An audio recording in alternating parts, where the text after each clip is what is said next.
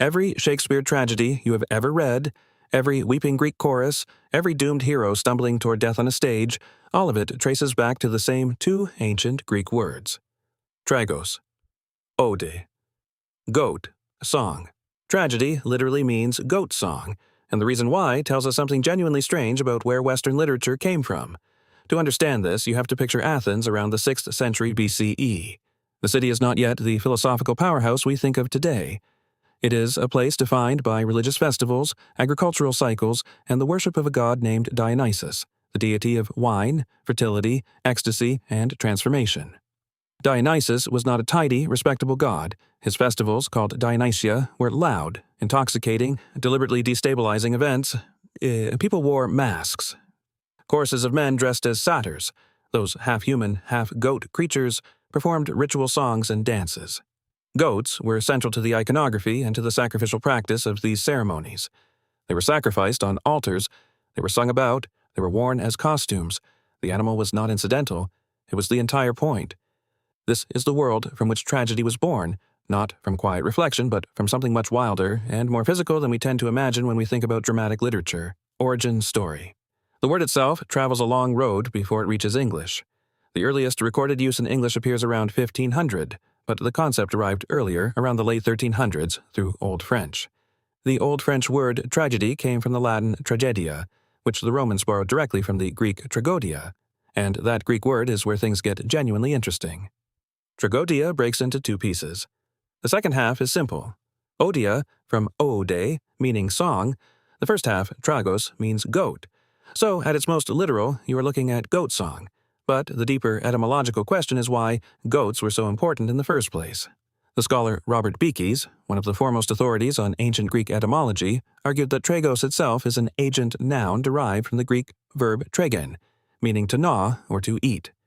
So tragos, the goat, is etymologically the gnawer, the eater, the animal defined by its chewing.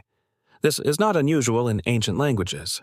Animals were often named for their most visible behavior. The goat was the creature that ate everything. Now, here is where the historical record becomes genuinely fascinating.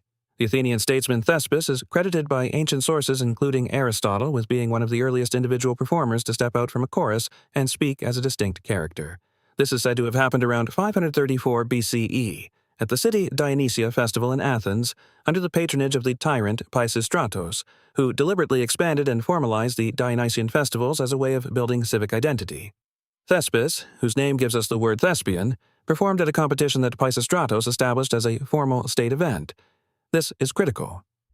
The moment drama became a competition, it became something that needed a name. And the name that stuck was tragodia, goat song. Whether this referred to a goat given as a prize to the winning chorus, to the goat-like costumes worn by the performers, or to the ritual sacrifice that preceded the performance, ancient sources disagree. Aristotle himself, writing in the Poetics around 335 BCE, acknowledged the word without fully settling the question of its origin. By the time Aeschylus was writing in the early 5th century BCE, the form had developed into something recognizable. His play, The Persians, performed in 472 BCE, is the oldest surviving complete tragedy in Western literature. It was performed at the city Dionysia. It was part of a formal competition, and it still existed in explicit connection to Dionysian ritual. The theater was not separate from religious practice. It was religious practice. When Aristotle defined tragedy in the Poetics, he described it as an imitation of an action that is serious, complete, and of a certain magnitude, using language that carries pleasure, with incidents arousing pity and fear. He said nothing about goats. By his time, the word had already drifted away from its literal roots, but those roots were still there, buried in the syllables, the misconception. Here is what most people assume when they first hear that tragedy means goat song. They imagine a simple story. Greeks sacrificed goats at Dionysus festivals. They sang mournful songs while doing it, and eventually those songs evolved into dramatic performances. Clean, logical, poetic. The problem is the evidence does not fully support this. The connection between the goat and the ritual sacrifice theory sounds satisfying, but it was already a debated claim in antiquity itself.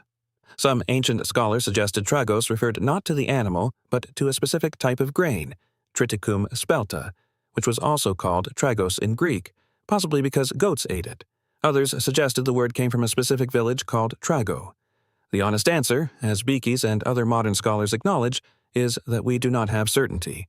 What we do know is that the performers at early Dionysian festivals wore costumes that included goat skins and goat masks, and that the chorus in these early performances was explicitly associated with the satyr tradition, those goat-human hybrid figures who were Dionysus's companions. The goat was not just a prize or a sacrifice, it was a costume, it was a character. The singers were, in some sense, performing as goats. The song was not about goats. The song was sung by goats, or at least by humans who had ritually become them.